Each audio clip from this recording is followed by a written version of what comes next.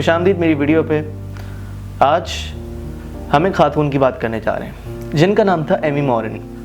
Amy मॉरिन जो कि अपनी ज़िंदगी बहुत मज़े से गुजार रही थी। 23 साल की उम्र में उनकी बेहतरीन सी गुजरती हुई ज़िंदगी और ज़िंदगी का लम्हा जब वो अपनी माँ के साथ एक फ़ुटबॉल मैच देखने गई, सिर्फ 24 घंटे के अंदर बिल्कुल बदल गया जब उनकी माँ की डेथ हो गई।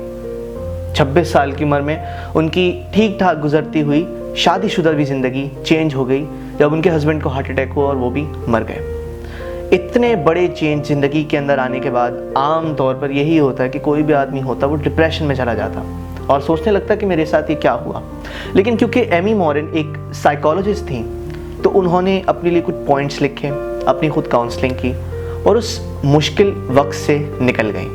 और इसी चीज़ के ऊपर उन्होंने किताब लिखी है जिसका नाम है 13 things mentally strong people don't do. आज उसी के ऊपर हम डिस्कशन करने जा रहे हैं। उस किताब की समरी के अंदर मैं आपको 3 पॉइंट प्रेजेंट करूंगा, जिसमें से पहला पॉइंट है कि जो मेंटली स्ट्रॉन्ग पीपल होते हैं वो ये कभी भी नहीं सोचते कि दुनिया उनकी कर्जदार है या दुनिया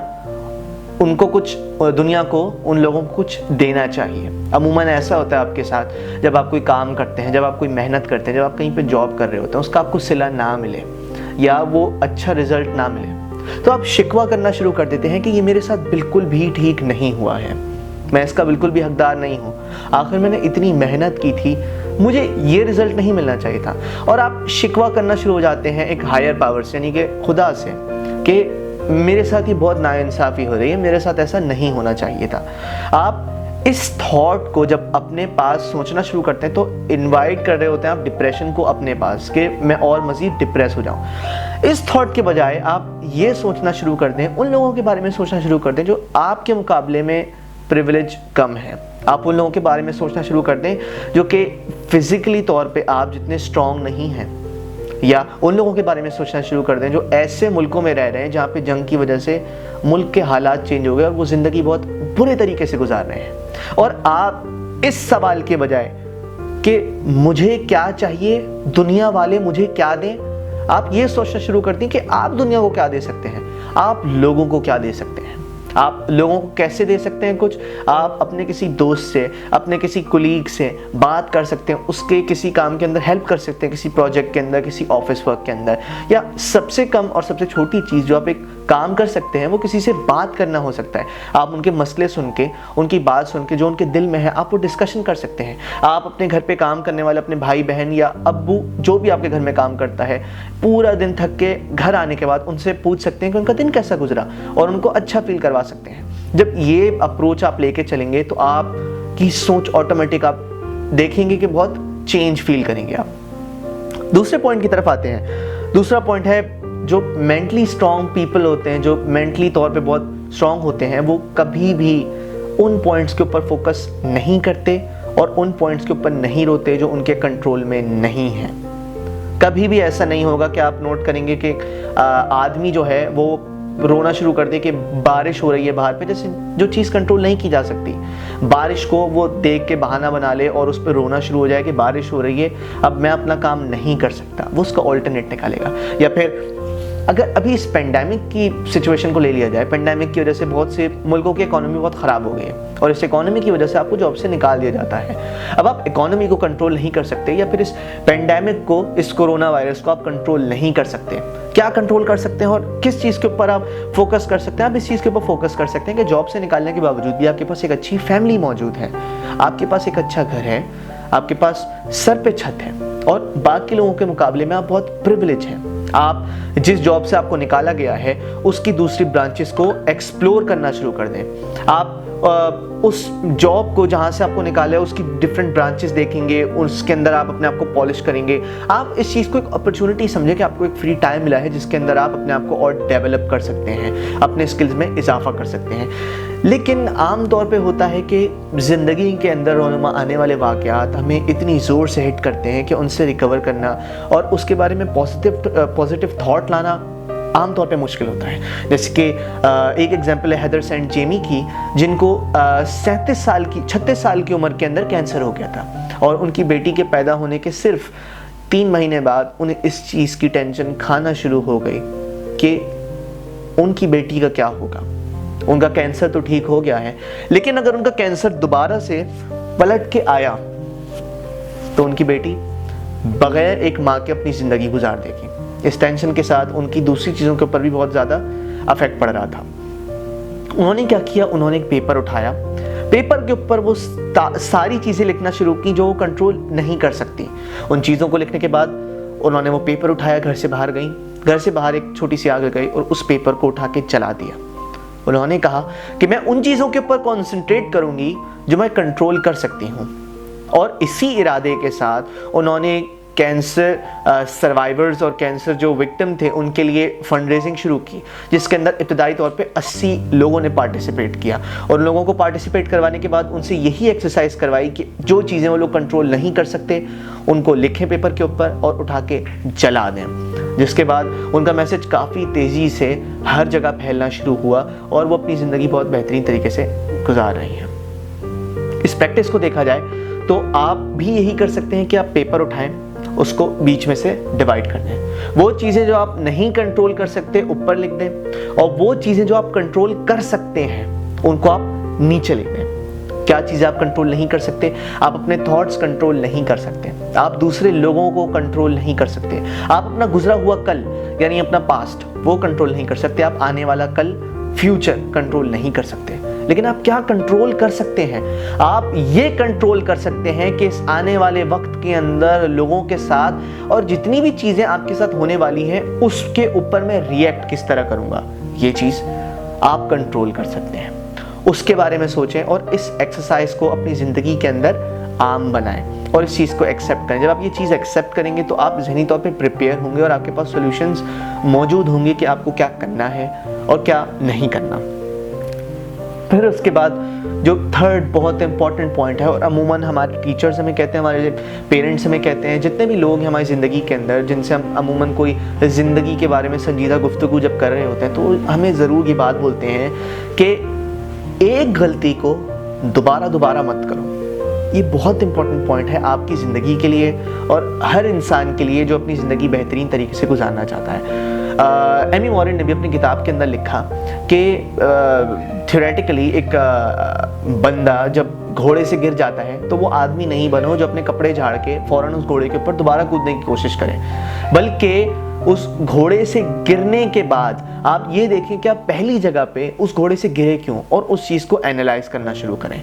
जब आप ये करेंगे तो आपको पता लगेगा कि आपने पहली बार में कौन सी ऐसी चीज़ की, आपकी क्या गलती थी जिस वजह से आप उस घोड़े से गिरे, यानी कि आप किसी चीज़ के अंदर नाकाम हुए और आपने वो गलती की।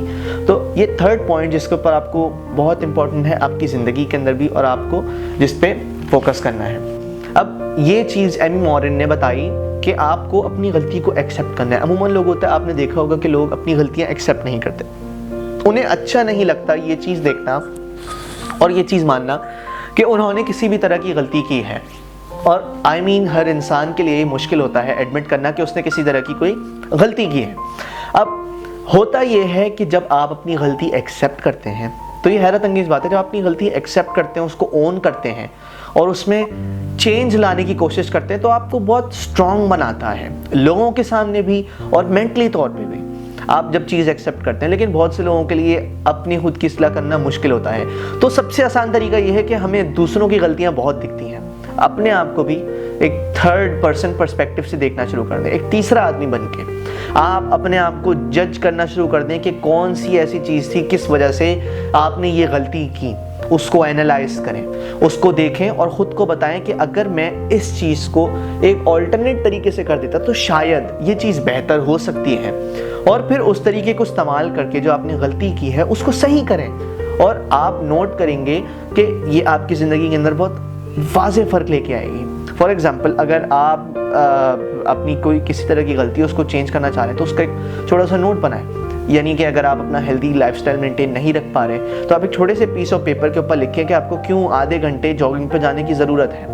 लिखें कि आप आधे घंटे जॉगिंग के ऊपर जाएंगे तो आपकी सेहत बेहतर होगी बाकी लोगों के मुकाबले में और आप ज़िंदगी के काम अच्छे तरीके से कर सकते हैं। तो ये 3 पॉइंट्स थे जिनके बाद आप जो बाकी के 10 पॉइंट्स हैं वो फॉलो कर सकते हैं। जैसे कि मेरा पहला पॉइंट था कि ये सोचना छोड़ दें कि दुनिया आपकी कर्जदार है और दुनिया को कुछ करने की ज़रूरत है और ये आपका हक है दुनिया की तरफ से कि वो दुनिया आपके लिए कुछ करे।